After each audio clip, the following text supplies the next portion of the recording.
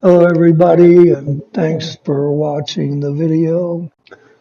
I am making this video to address a small issue I found. I added the ability to deal with text files that have embedded display codes and where the first character of a line is a display code. In OS9, display codes start with the prefix 1B. So I added ASCII key not equal to 1B and before the rest of that string.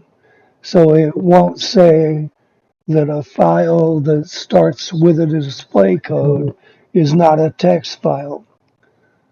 So, and then we come over to here. I run the program, type in prompt dot text, and that's what we get. I don't know why that extra text is after the prompt.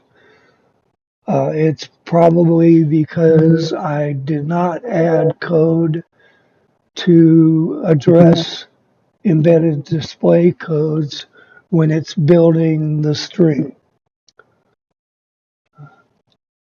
But anyway, that's what it does. Okay. Now, you can either press uh, C to continue or N for new file, and it'll take you back to do another file if it's at the end of the file. If it's not the end of the file, continue continues displaying the current file. In that event, new file quits the current file and goes back to the prompt asking you for a file to read. Quit quits the program regardless. So anyway, we're going to quit. I'm going to show you what Basic09 does, listing a file with a string with an embedded display codes in it. Right there. Instead of, let me come over here so I can show you what it looks like. Instead of printing something like this, it prints that. And what's missing there is print space quote before the C, and then the semicolon should be immediately after the closing quote, not on the next line. But that's the way Basic09 displays it because it was not designed to deal with statements with literals or constants beginning with a display code. Also, the way I did this was I created this program, and for testing I had it clear the screen and then home the cursor so I could see that the string was correct. When I was ready to create the prompt file, I commented those two lines. I think there's a way to redirect output of a procedure being run in the workspace, but I don't remember what it is. So I used the method I do know, which is to pack this procedure, run it from the command line, and redirect output to a file. The resulting file was this file. I copied it back over to my PC, and then selected all the text and came over here and pasted it between the two quotes. Before I did that, this was just print, quote, quote, semicolon.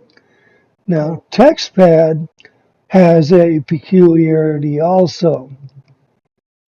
That's where the end of the line is. All of this, I believe, is the non-displayable characters or display codes. Now, this 2 indicates the display code 32. 1B32 is equivalent to color. Okay? And then the next one, or actually, yeah, I think it's color. Anyway, let's see. Oh, yeah, then 8, it's 1B32 is display code. Then 8 is the color yellow, I think. I don't really remember. I have to figure that out again. Anyway, so this is what it's actually doing, but that's the result. Anyway, we come over here. We list prompt.text. That's what gets printed. It moves the cursor to the bottom line, prints the string, and then ends. Okay?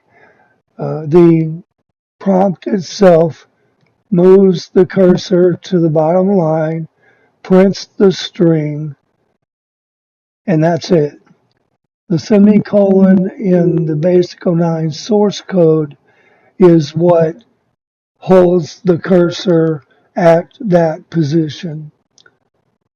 So anyway, that's the peculiarity of the embedded display codes.